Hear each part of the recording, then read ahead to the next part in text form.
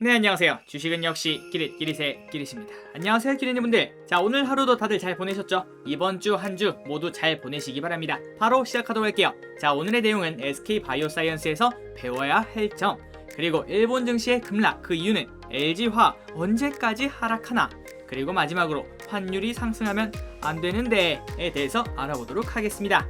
자, 매일매일 주린이를 위한 시황정리 3프로TV 경제뉴스 10분 정리 2021년 3월 22일 월요일입니다. 오늘도 같이 공부해주셔서 감사합니다. 렛츠 기릿! 자, 오늘 장 정리입니다. 코스피는 0.04% 하락하는 중이고요. 지금 현재 시간은 3시 정도에서 왔다 갔다 하고 있습니다. 그리고 코스닥은 플러스 0.24%, 아마 이 정도로 마감을 하지 않을까라는 생각을 해볼 수 있고요. 오늘 장은 말 그대로 혼조세, 그리고 플러스 그 와중에 외국인과 기관은 팔고 있다라는 걸 볼 수 있는데요. 하지만 오전 10시까지만 외국인과 기관이 파는 걸 확인할 수 있고, 그때부터는 그냥 오른쪽으로 쭉 기는 걸 확인할 수 있죠. 그리고 그때부터가 신호였습니다. 시장이 조금은 회복을 했죠. 그래서 어떻게 보면 정말 다행이다 라고 생각을 해볼 수 있을 것 같습니다. 오늘 장중에는 코스피가 3020까지 내려가면서 야, 이거 장이 안 좋은가 라는 생각도 충분히 해볼 수 있었거든요. 하지만 중국 시장이 열리고 난 다음부터 외국인과 기관의 매도세가 줄어들면서 이렇게 증시는 보합에서 마무리되었다라고 보시면 될 것 같습니다. 그리고 지난주부터 코스피보다는 코스닥이 조금 더 흐름이 좋은 걸 확인할 수 있는데요. 그런데 그 코스닥도 오늘은 결국 그냥 보합권, 강보합이다 라고 생각하시면 될 것 같아요. 오늘 하루도 수고 많으셨습니다. 자, 그리고 매동을 보시면 별 다를 점이 없죠. 계속 매도를 하고 개인분들만 매수를 하는 장이 계속 이어지고 있는데, 이런 장에 대해서 저 기릿은 약간의 회의감이 드는 건 사실입니다. 지금 장에 대해서 이렇게 평가하시는 분들이 많으세요.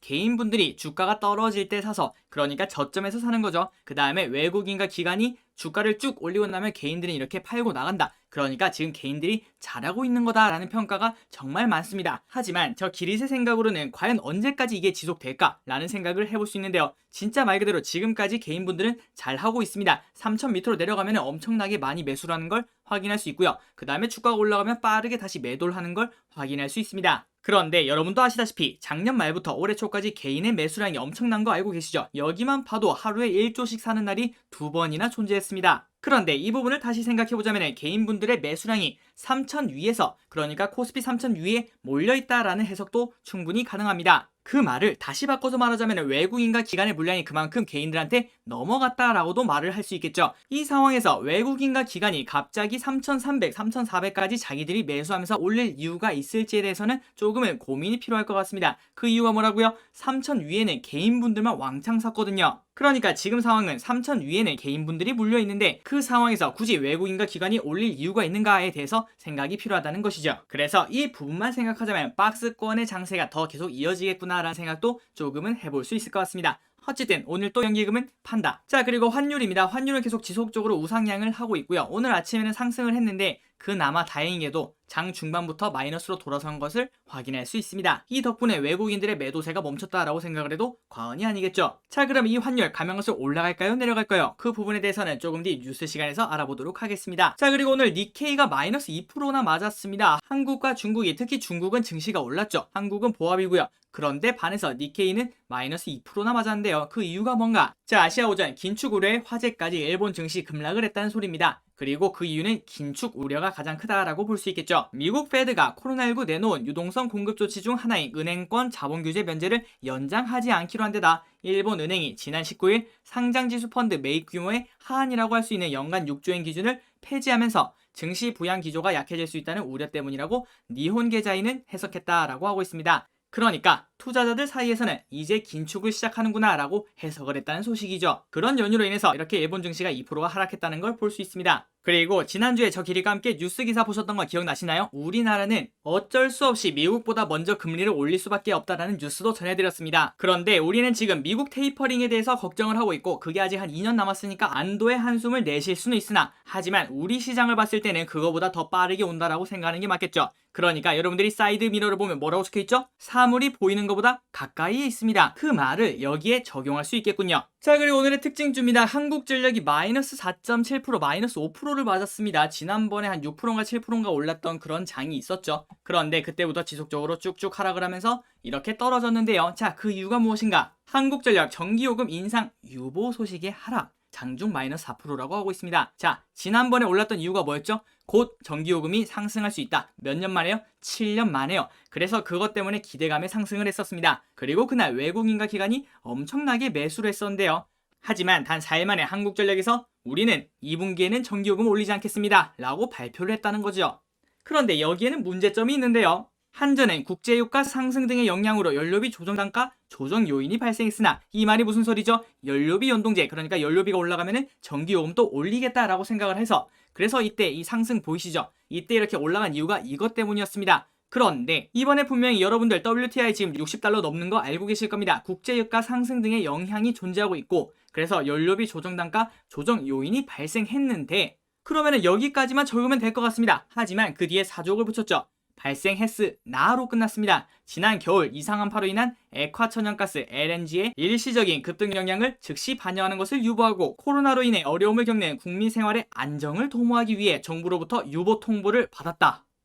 네, 정부로부터 유보 통보를 받았다라고 설명했다는 소식입니다. 당초 직전 3개월간 연료비 상승 추이를 고려했을 때 2분기 전기요금은 당연히 올라갈 것으로 예상을 했으나, 하지만 올라가긴 해야 돼. 하지만 근데 야, 우리 코로나 때문에 안 좋잖아. 한 분기는 좀 쉬었다 가자고 라고 말을 했다고 합니다. 자, 그래서 오늘은 여러 가지를 확인한 것 같습니다. 일단 첫 번째, 한국전력은 정부의 입김에서 자유롭지 못하다라는 걸 볼 수 있었고요. 그리고 두 번째, 연료비 연동제를 시작한 지 이제 불과 3개월밖에 되지 않았습니다. 그런데도 불구하고 갑자기 코로나 때문에 힘드니까 조금 쉬었다 갑시다 라고 말을 한다면은 한국전력 주주분들에게는 충분히 화가 날 수 있는 상황이다 라고 볼 수 있겠죠. 자, 그래서 이 한국전력 주식 어떻게 해야 되는가? 일단 오늘 같은 경우에는 조금 실망스러운 뉴스가 나왔습니다. 하지만 제일 처음에 투자하셨을 때 올해 말까지, 그러니까 배당 받고자 투자를 시작하셨다면 그대로 그냥 홀딩하시면 될 것 같고요. 그런데 조금 더 욕심이 있고 조금 뒤에 보시는 그 파세코처럼 쭉쭉 올라가는 지금 현재 엄청나게 상승을 하고 있죠. 그런 주식을 원하신다면 이 주식은 어울리지 않는다라고 말씀을 드리고 싶습니다. 아무쪼록 기린이분들이 깊은 고민 해보시고 그 다음에 좋은 선택을 하셔서 꼭 성투를 하셨으면 좋겠습니다.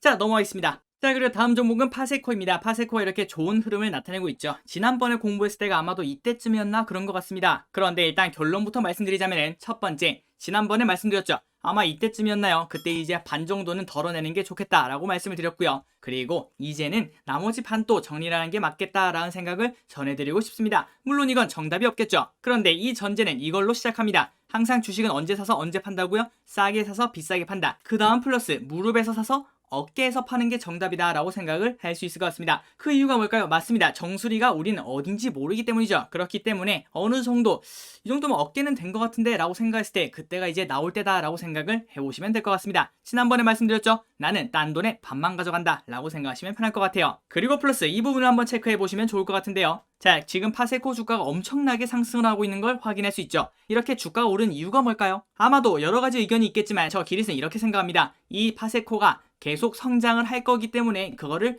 선반영한다라고 생각을 할 수 있을 것 같아요. 아마 공감하실 거라고 생각하는데요. 그런데 이렇게 갑자기 올라간다는 거는 두 가지 중에 하나겠죠. 방금 전에 말씀드렸던 대로 실적이 엄청나게 좋게 나올 것 같다. 그 다음 두 번째, 우리가 모르는 뭐 다른 정보가 있다. 뭐 그렇게 생각할 수 있는데, 두 번째 같은 경우에는 어차피 우리가 모르는 부분이기 때문에 제거를 하고, 그러면 첫 번째 매출액과 영업이익이 오를 것 같다 라는 것을 반영한다라고 볼 수 있을 것 같은데요. 그런데 이렇게 주가가 쭉쭉 오른다는 거는 그 매출액과 영업이익이 성장하는 것을 계속 미래에 있는 가치를 앞으로 당겨오는 거 아니겠습니까? 그거를 우리는 선반영이라고 한다라고 말씀드렸는데요. 그런데 주가가 높아지면 높아질수록 그 미래의 가치를 계속 땡겨온다라고 보실 수 있을 것 같습니다. 그래서 제가 생각했을 때 이 정도면 이미 올해 가치를 다 땡겨왔다라고 생각을 해볼 수 있을 것 같은데요. 그러면 여기서 질문이 있을 것 같습니다. 아니 기린님, 내년에도 성장을 한다면 더 올라갈 수 있잖아요.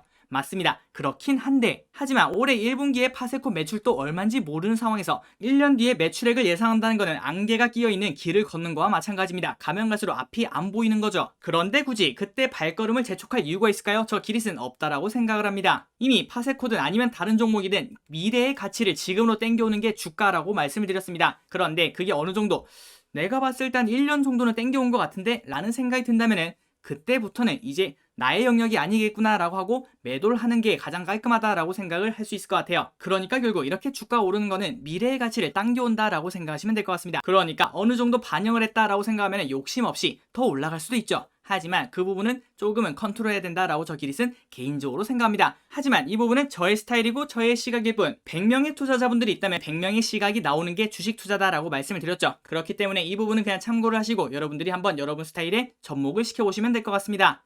그리고 오른쪽 아래 보시면 오랜만에 종토방을 들어봤는데 딱 이런 글이 있더라고요. 이거 기릿 테마주 아닙니까? 네, 이렇게 기릿을 홍보해 주셔서 정말 감사하지만 하지만 읽은 사람도 별로 없고 그다음 댓글도 하나 없는 비운의 글이었다라고 볼 수 있을 것 같습니다. 어쨌든 감사합니다. 자, 그리고 다음 기업은 LG화학입니다. 떨어지는 칼날 계속 떨어지고 있는 것을 확인할 수 있죠. 자, 그 이유는 이것 때문이었습니다. 지난주 같은 경우에는 이제 폭스바겐 리스크는 조금 사라지지 않겠나라는 생각을 해봤는데 오늘은 갑자기 이런 뉴스가 나왔습니다. 현대차도 배터리 자체 생산설, LG화학, 삼성 SDI, SK이노 등 하락을 하고 있다는 소식인데요. 폭스바겐에서도 배터리를 자체 생산한다고 하더니 갑자기 현대차에서도 야 그럼 우리도 이렇게 만들게 라고 생산을 한다라는 설이 나왔다는 소식인데요. 그래서 아래 보시면 한 언론은 현대차 그룹이 내부적으로 전기차 배터리 등 핵심 부품의 수직 계열화 등 계획을 검토하고 있다라고 보도했다는 소식입니다. 그러니까 말 그대로 검토죠, 검토.